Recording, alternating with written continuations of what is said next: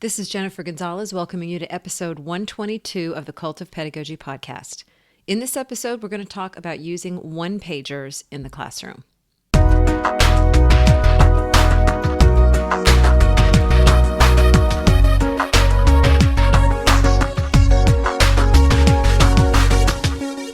A couple years ago, I started hearing about this thing called a one-pager. The name gives you a pretty good idea of what it is. A single page containing information about a topic or a book or a film or whatever, really. One-pagers almost always include visuals like sketches or word art, and the contents are usually arranged in a visually interesting way. The pedagogical thinking behind these is that combining visuals and words helps students process and remember information better. One-pagers are also a form of summarizing, which is a powerful way to process information.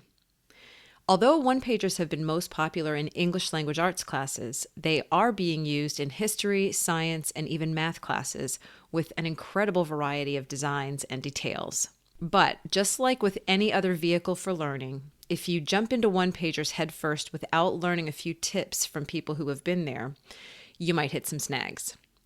With one-pagers, there are some basic best practices that can help you and your students be more successful with them. So today I'll be talking with someone who has been through the trial and error process with one-pagers. Betsy Potash is a former English teacher who now works full-time helping teachers bring more creativity to their classrooms through her website and podcast, Spark Creativity. In this episode, we'll talk about what one-pagers are, how they're different from sketch notes, how to overcome the issue of students thinking they're not artistic enough to do them, and a step-by-step process for getting the most out of one-pagers in your classroom. Support for this episode comes from Chill Expeditions. How do you maximize student travel experiences? You partner with outstanding experiential educators in the field. This is what Chill Expeditions does. Partner with great teachers like you to customize student travel experiences. Chill Expeditions' expert trip planning team, highly trained field guides, and visionary local collaborators unburden you to maximize student travel.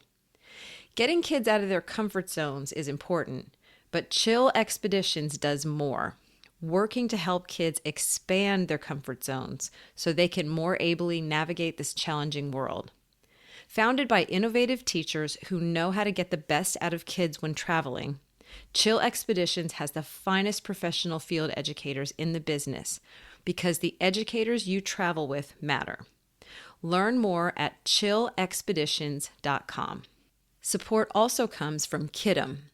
Administrators, you spend hours designing and revising curriculum to ensure it's rigorous and standards aligned. Once it's out of your hands, how do you measure its effectiveness without having to wait till the end of the school year? And teachers, you spend hours contextualizing and individualizing lessons to meet the needs of your students. How do you show off those personal touches to your administrators, especially if they improve student outcomes? With Kidem, both administrators and teachers gain a set of unique tools designed specifically for them. Kidem Academy helps school and district leaders build systems of continuous improvement by allowing you to design, measure, and act on curriculum in real time across classrooms and schools. And with Kidem Classroom, teachers can find thousands of free teaching resources, share work with students, and communicate feedback on assignments. With Kidem, school and district leaders can support the work happening in classrooms in a more effective and timely manner. And most importantly, they can let teachers do what they do best. To get a 2-week free trial, visit go.kidem.co/free trial. That's go.kidem.co/free trial. The Cult of Pedagogy podcast is part of the Education Podcast Network. The EPN family now includes 30 different podcasts, and each one is focused on education. Check out all of the EPN podcasts at edupodcastnetwork.com. Now, before we get into the interview, I want to address a question about one-pagers that might be coming up for listeners who have been following my work for a while. Something I probably should have addressed in the interview, but I forgot to. Could a one-pager be in danger of being a Grecian urn assignment? If you're not familiar with this term, I would recommend you listen to episode 54 for a full explanation. But real quick, A Grecian Earn assignment is one that consumes a ton of time and effort without a lot of actual learning going on. A lot of times these sort of masquerade as like really creative projects, like spending 4 days of class time making a paper mache Grecian urn for a middle school social studies assignment instead of doing something else that might really go in depth on Greek culture. So the short answer is yes, a one-pager could run the risk of being kind of a Grecian urn assignment, depending on how the assignment is structured and what's required of students. If it takes students several days to do it and they spend most of that time basically decorating the page, then it's a Grecian urn. But if they spend that same amount of time collaborating with others, pulling relevant quotes from their text, rereading passages to check information, summarizing key points, and sorting through information to find the most important stuff to include in their one-pagers, then it's not a Grecian urn. I really do think one-pagers have a lot of potential as a learning tool. So if you try them with your students and find that the activity didn't do much to enhance student learning, you may need to go back and tweak it to make it more rigorous the next time around. Explore examples of one-pagers online to see all the kinds of things you can include in them. Okay, with that said, here is my interview with Betsy Potash. Betsy, welcome to the podcast. Thank you. Before we start talking about one-pagers, just tell our listeners a little bit about what you do. Okay. So, for most of my career so far, I've been an English teacher, which I loved. And I was always pursuing creative strategies in the classroom. Anything new that I could think up or read about or dream up, I was always launching some big new project with my students. And I loved it. We did poetry slams, Socratic seminars, class plays, reading festivals, you name it. And it was such a joy.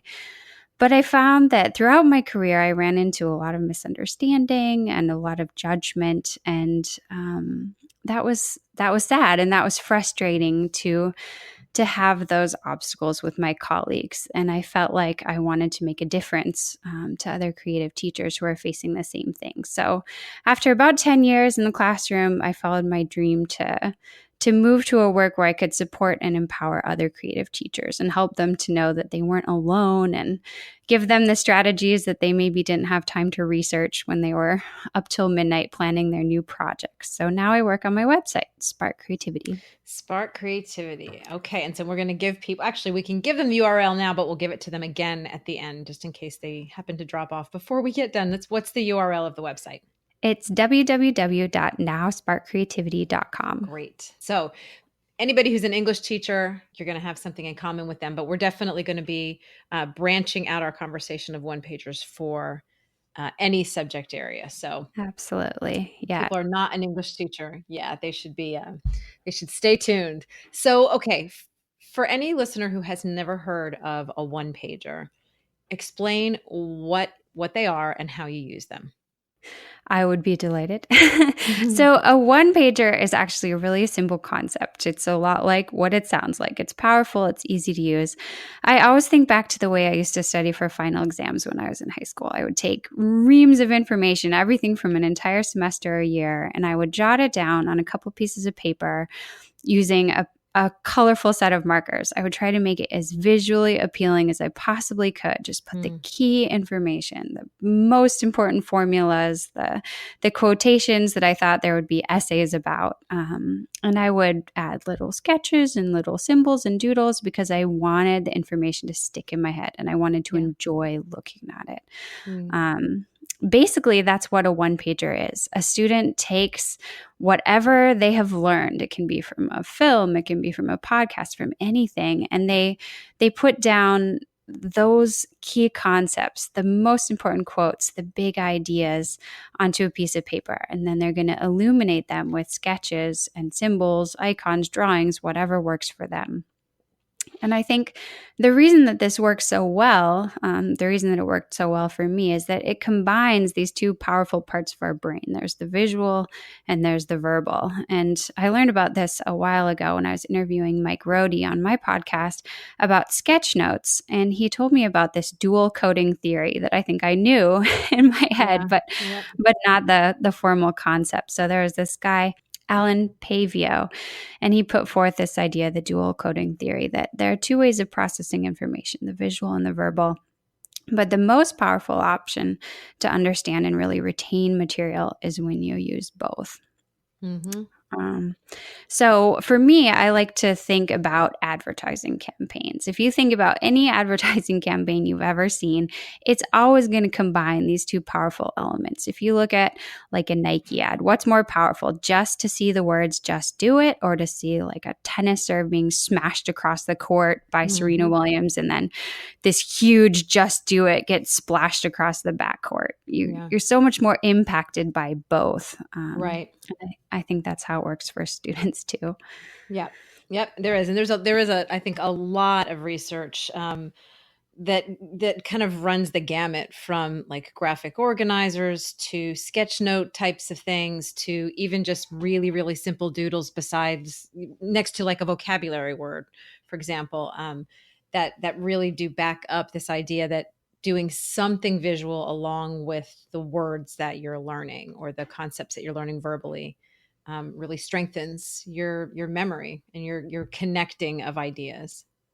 Yes. Yes. And the great thing about a one pager and perhaps many of those strategies is that you can use it with almost anything. So you can be reading a nonfiction article, you can be going for an in-depth study of a literary character, you can listen to a podcast, study a historical event, watch a TED Talk. It Mm-hmm. doesn't matter what the subject material is. You can use this strategy to dive more deeply into it with students. Sounds like it's almost like a little mini poster.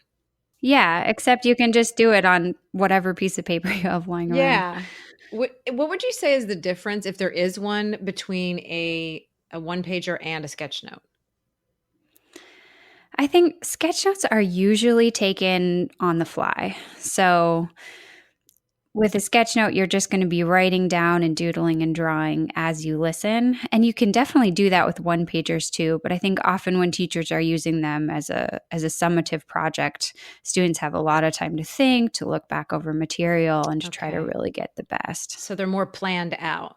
Yeah, in general, although I've also used them like for a podcast or a film with the Yeah. intention being that it's on the fly. It's funny because the idea of doing a sketch note, because I am a doodler, but when I have seen people actually create sketch notes, to me that is a very Mhm. intimidating process because there's not a plan, and I just feel like I would want to go back and change things and revise. So I like this idea that sort of traditionally a one pager is something that you do over a little bit more of a long period of time, and you sort of plan it out, and that makes it a lot more appealing to me. Gives you more control over the situation.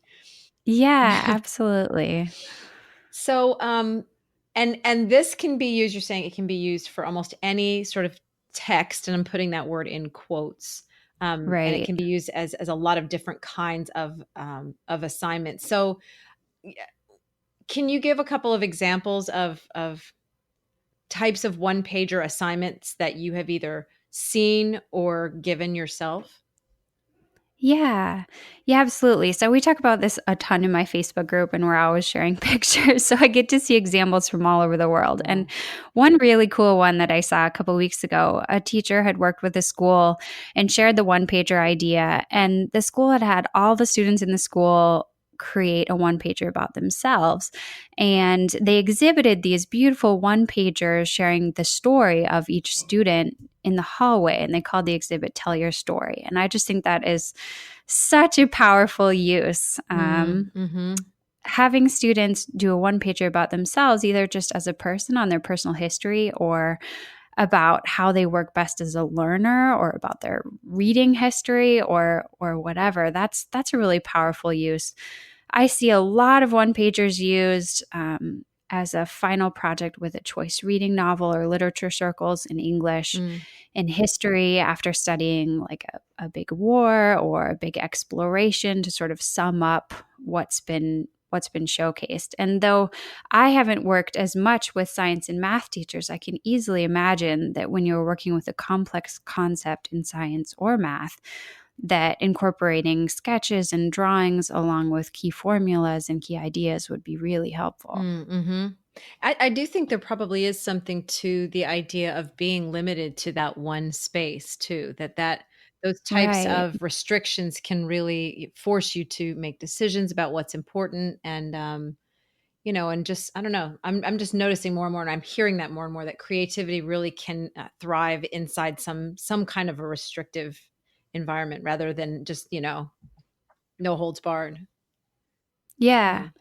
Yeah, absolutely. No, I think it's nice for students. They end up doing kind of a curation process. They're choosing Mm-hmm. what's most important and most relevant, and of course that's a great skill in the Yeah. modern world. And generally, teachers that do one pagers a lot with their students, do they tell students what to put on them? Yeah, so this is really critical, I think. It's the one pager can be intimidating for students, Yeah. but you can help them a lot if you take a look at the text, whatever it is that you want them to be showing the highlights of, and you give them a list. So for a novel, you might say two important quotations, three big themes, um, showcase some of the literary elements, Hmm. make some connections to your own life, that kind of thing. Right. And when they have that list, that's a great starting point for them. Yeah. It's going to be far less intimidating Right. that way.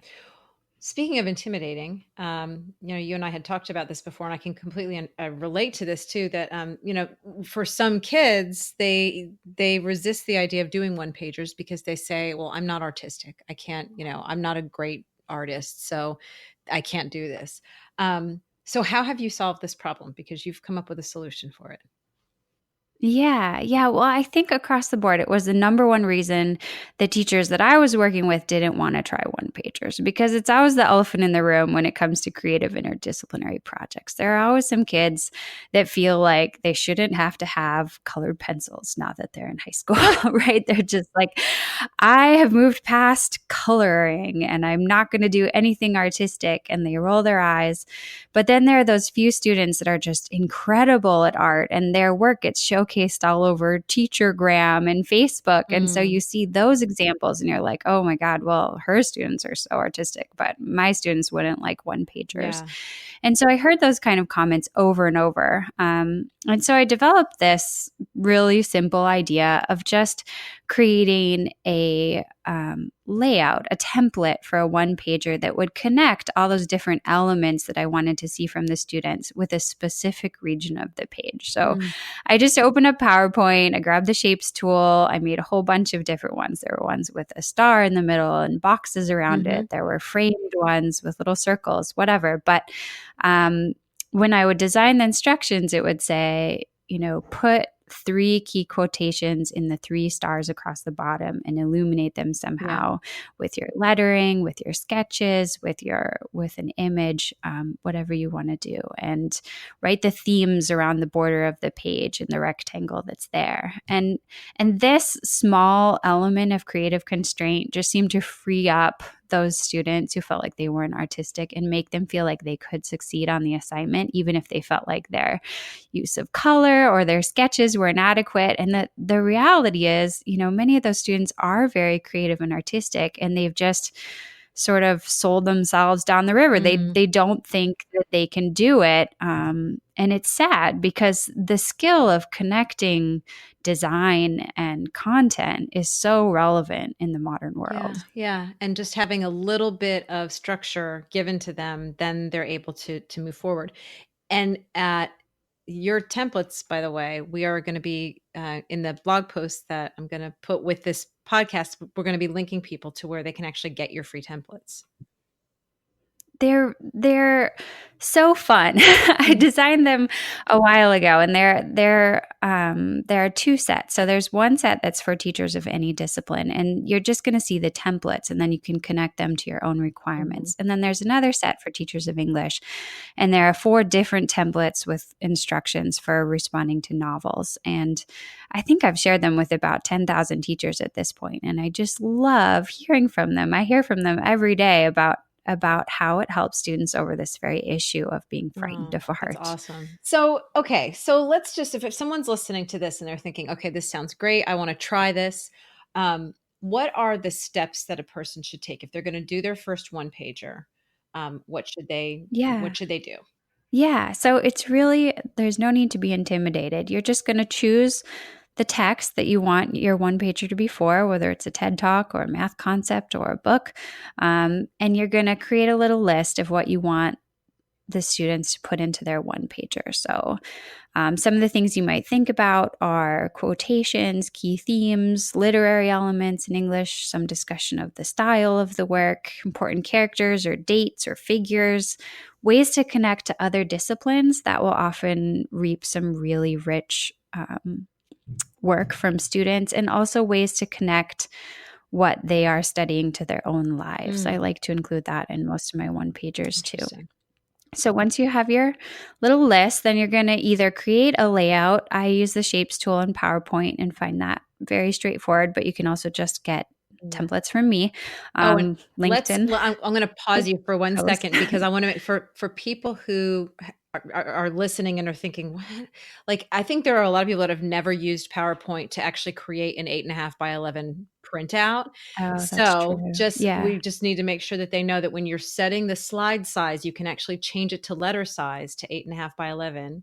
And you can also rotate it to portrait size, so that you can basically create, like, a graphic organizer, a handout, or whatever, using the shapes. So if somebody's listening and they're like, what are they talking about? The shapes tool in PowerPoint. I use that just for giving speeches. So, yeah, I just wanted to do a little quick tutorial there Yes. All right. So once you've got your template set up, then you just want to connect your instructions to your template. So whatever the requirements are that you've listed, go ahead and ask students to place them in certain locations around your template. And just as a reminder, if you have really creative students who could care less about the template, just let them flip it over or grab a blank piece of paper. There's no reason for them to use it if they don't want it. It's just supposed to help. So once you have your requirements and you have your template, I find it's a lot simpler to grade this kind of thing if you have a rubric. So I would create a simple rubric. Think about the categories that work for you and for your discipline. I use textual analysis, required elements, and thoroughness. But it's always nice to have sort of clear description of what you're looking for on this type of creative assignment. Then as you introduce the assignment, you might want to go ahead and show some examples of one-pagers. You can find a ton of examples on my website. You can also find them on Pinterest or just doing a search online for one-pagers. And that gives students just more of a vision of the project. And I would also advise teachers to try to do the assignment themselves with a similar text or something like that beforehand, to make sure that your assignments that it's clear, that the directions are clear, that you haven't asked for too much or too little. It's just a good way. I call it dog fooding on another episode, but it's just a good way to double check and make sure that the assignment is kind of tight. Yeah, absolutely. I've probably done 21 pagers myself at this point, and I love it. Then, especially if it's your first time doing one pagers, I would recommend that you give students some time to work on them in class so they can ask you questions and do a little collaborating if they're nervous. Maybe you can provide some artistic materials, or you can invite them to bring some in advance. Most teachers that I work with say that a couple days is nice for a really quality one pager. But if you have advanced students, and especially as you've done them for longer, you can give them time at home to complete them. And then when they're due, this is a great chance for them to showcase their awesomeness. So you're going to want to either have them present the one-pagers back to each other, maybe in small groups so it doesn't go on, or do a gallery walk. I really love the gallery walk, especially if you give them a chance to respond to each other, like with Post-its, or you create like little comment cards where they can say what's their favorite thing about a few, and then share those with the student creators. And then once you grade them, put them up. They're the best display. Oh, that's great. That's great. Hey, and I'm also thinking about a few steps back, where you were saying it teachers say that it takes, 1 to 2 days or 2 to 3 days. That seems like also a good thing to communicate to the kids ahead of time, because I'm imagining some students would try to get this done in 5 minutes. And they would, you know what I mean? They'd tear through it, whereas you'd have others that would be like, I can take a week on this. So to give them sort of a rough estimate of about how long they're going to have, it could get everybody to sort of calibrate their time a little bit better. Yeah, absolutely. Yeah. So Well, thank you so much for sharing this. It's when we talked about doing this episode, I was so excited because I have this long list of topics that I want to cover eventually on the site. And one pagers has been a note for like a year now.